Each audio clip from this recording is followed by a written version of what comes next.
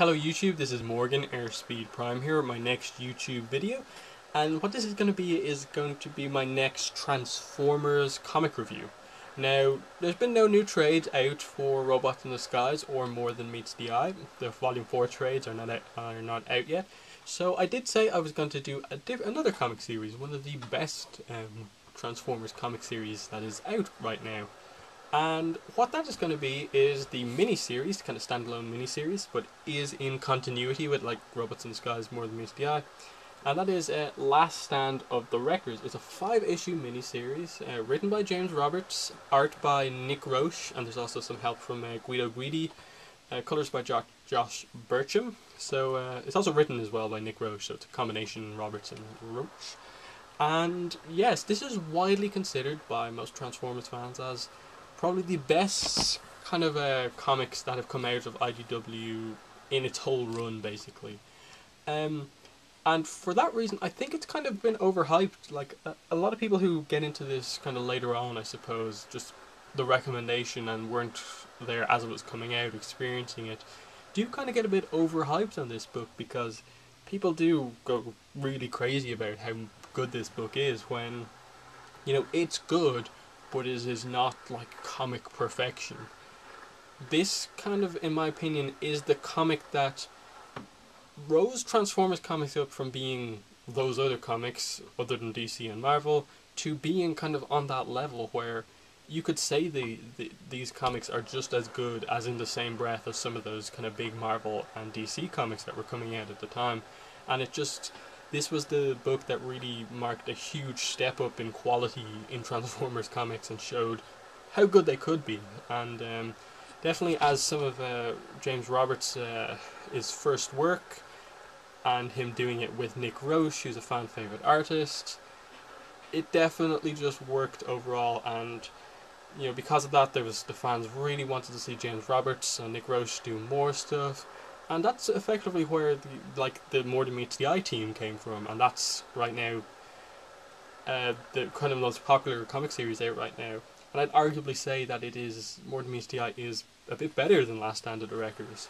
Not to say that Wreckers is bad, I'm preferring More Than Meets the Eye, and probably because it's an ongoing series. It's had 17 issues already, and it's going on, and I like that. But anyway, let's get into Last Stand of the Wreckers. This is going to be a kind of combination review. I'm going to be reviewing the trade paperback as well as the Last Stand of the Wreckers hardcover. So that, I think, tells you a lot about this miniseries. It's pretty much the only individual series, I think, from IDW that's got the hardcover treatment, except Drift got it just not that long ago, actually. So this was the first one, I think, that did it, and then Drift did it. So they don't do it that often, only on their like really popular series, so I think that says a lot. But anyway, what's in these books? Now, the trade obviously has the 5 issues of the comic. It is a 5-issue miniseries. Along with that, it has the prose story Bullets, which is written by James Roberts. It's a text story that adds to Last Stand of the Wreckers, and even sets up many of the characters that appear in More Than Meets the Eye. Some of his kind of introduced characters. You have the Transformers Mosaic, which is just a kind of brief 1-page story that fits into Last Stand of the Wreckers, written by the creative team, drawn by the creative team. You've got a few character profiles here, some kind of promotional artwork from like Josh Burcham.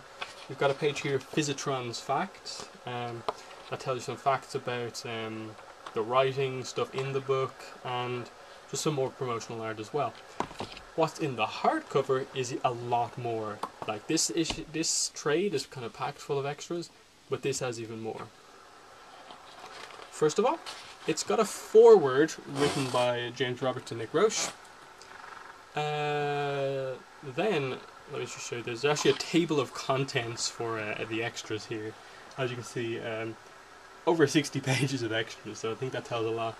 It's got bullets, it's got this out of bullets thing, which basically tells you about the editing process, the left out scenes, the changed scenes from bullets, the Dead Man's Boots, Mosaic, character profiles, series covers, script extracts, guest artwork, a kind of focus on Squadron X, which it leads into the kind of history of the Wreckers and stuff like that. It's got another mosaic called Escape, some promotional artwork, Physitron's facts, pin-ups, first draft of the Last Stand of the Wreckers, another prose story called 0 Point, which again fits into Last Stand of the Wreckers, adds to James Roberts' characters, and then another kind of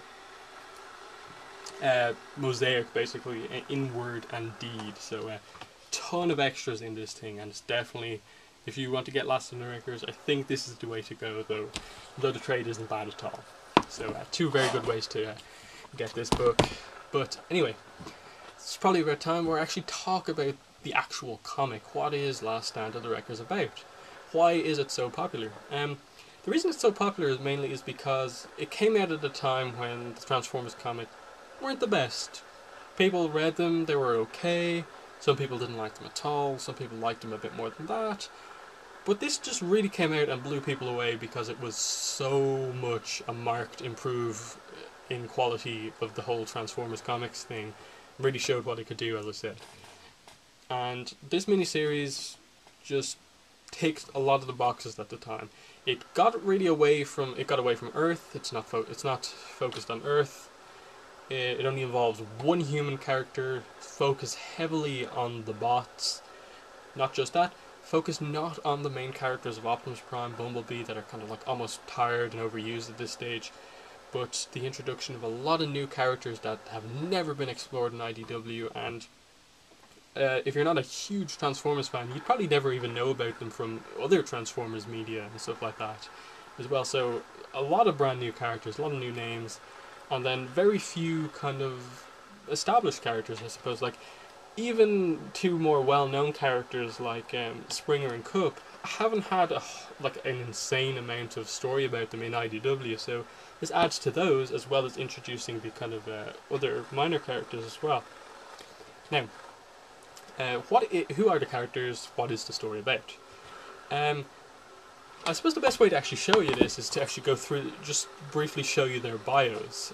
Let me just find that. Okay, here we go. Here we go, bios. Okay, we start off with the rookies. These are the idea of this series is that the Wreckers is a group of Autobots, this Autobots special ops team who are sent on all the most dangerous missions. Basically suicide missions. They're a unit with probably the worst death rate in the whole Autobot organization. Nearly the full team dies on every mission. And really only like Springer and Coop and then some of the ones in the past have survived. So they pretty much have to recruit new people every single time. And for this mission, it's so dangerous, they've got these rookies basically signed up for it. So the whole series revolves around introducing you to these rookies who go on this mission.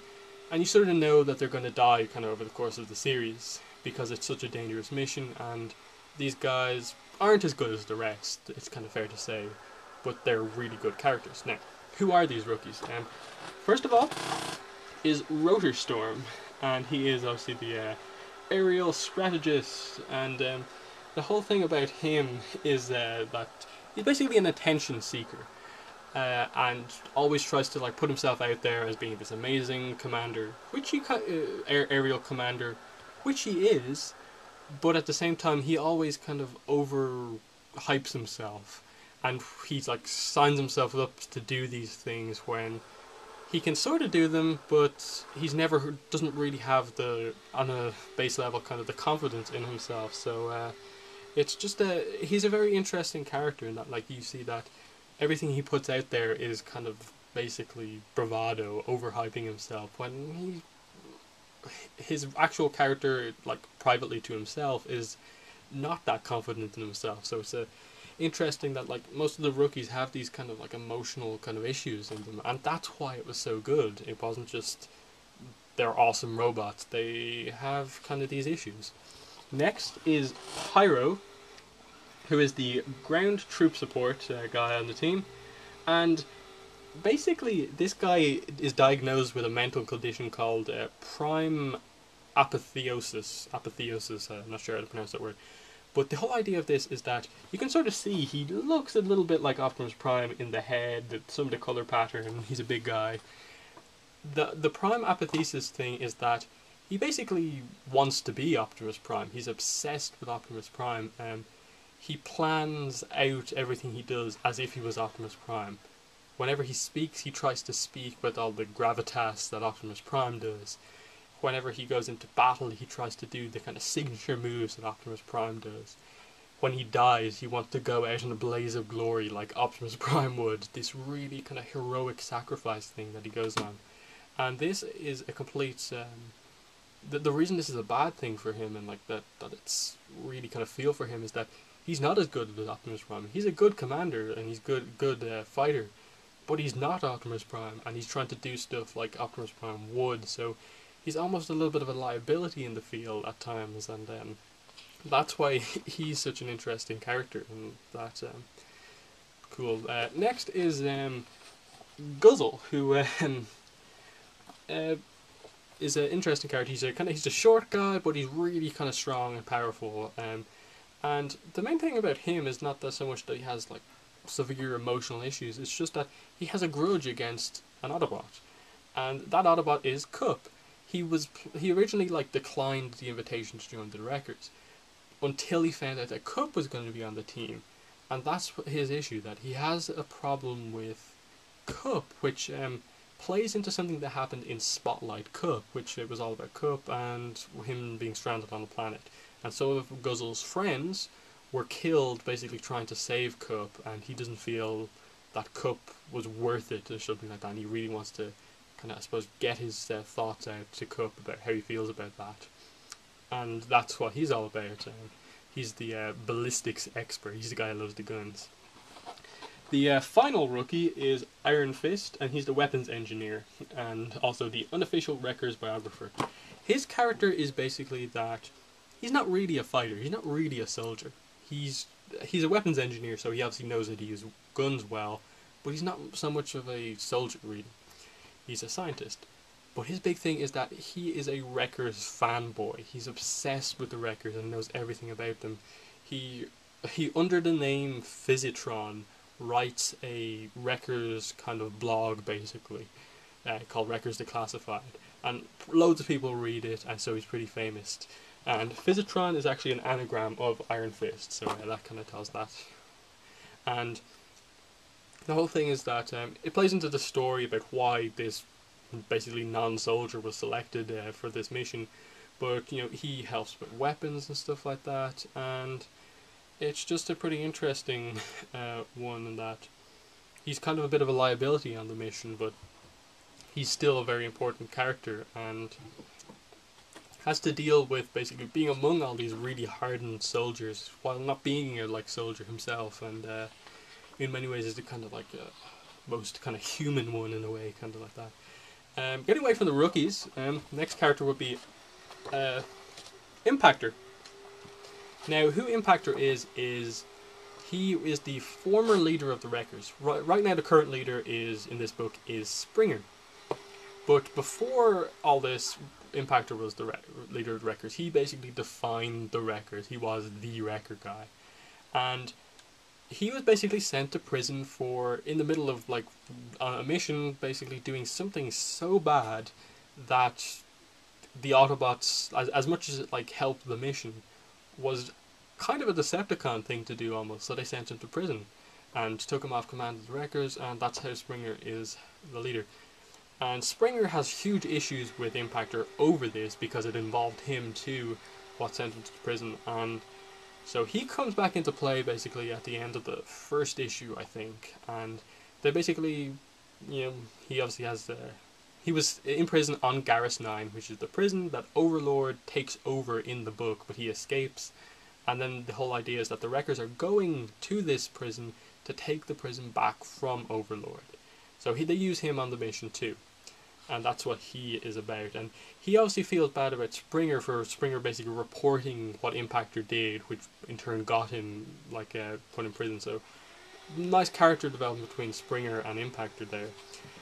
Snare, I suppose, is a character. He's the Decepticon. He's there and he kind of helps the Autobots because he's against what Overlord does. Now, Overlord is probably the most well-known character, probably when this book comes up, in that he is the main villain of this piece. He's not really a Decepticon, though he probably allies more with them than the Autobots. He is a Decepticon, but left them, basically. He's also a Phase Sixer, which means that he's basically a Decepticon super soldier, near invincible, one of the most powerful bots out there. And what he does is he takes over this prison, Garrus 9, which is an Autobot prison, frees all the Decepticons, and basically creates this kind of hunting environment where he has the Decepticons under his command hunt down Autobots to try to escape. But he's not doing this to further the Decepticon cause, he's doing this to catch Megatron's interest. The whole reason he abandoned them was because he didn't want to basically be under Megatron's command in a way. So what he's trying to do is get Megatron's interest and get Megatron to come to Garrus 9 and confront Overlord over this, because all Overlord wants to do is basically beat Megatron in a fight, kind of prove that he's better than him, that sort of thing. But all the Phase Sixers have kind of been programmed when they were made into super soldiers, with a virus that basically means they're tactically immune to Megatron, in that they can't beat Megatron in a way. They kind of can't. They usually are so good at tactics that they can beat anyone, but they have a tactical blind spot. That's the way it's put, to Megatron. And so, but what happens in the story is that kind of goes out of the way, and he kind of gets temporarily distracted when the Wreckers come to try and stop this, because he had basically been in control of this prison for years, and only after a while did they actually send the Wreckers to actually take back the prison. So it's an interesting one, and that's where the conflict comes into here, in that these rookies are basically going to take on Overlord, and they're going to get killed, and as they the rookies bond with the more veteran Wreckers like Springer, Cup, Twin Twist, Topspin, and Perceptor, you see them kind of really become Wreckers, and also you just fear for them and stuff like that. And that's why this is such a good comic.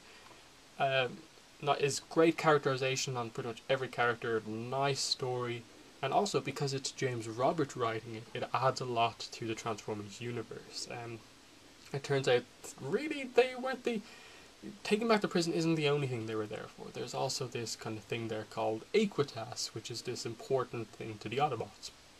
Not going to go too much into it, but just stuff like that, added layer to an otherwise fairly kind of basic story, and it's just a fascinating miniseries, I think, and definitely worth your time if you're into Transformers comics.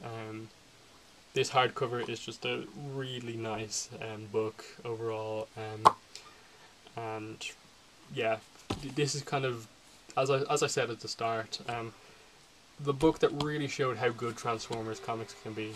And without this, I don't think the comics right now, through More Than Meets the Eye, would be as good as they are. This is, I'm probably going to get this wrong, but I think this was James Roberts' first time writing on Transformers, and everyone instantly kind of fell in love with his kind of style of writing, and they still are, so tells a lot right there. So, yep, final recommendations. The trade or the hardcover, pretty good. I think that the hardcover is a bit hard to find for cheap. Even on Amazon, I think it's a bit overly priced because it's such a popular book. But I think that this trade is, the standard trade is available for pretty standard prices. Definitely worth your time. Really good story. I'll just actually show off some of the art because I didn't really talk about it much. It's a Nick Roche art with a little bit of help from Guido Guidi in parts because there was a huge time constraint on this book. There you go. There's the first 2 pages of issue 1. Overlord arriving and instantly showing you why he's basically the baddest of the bad guys, basically.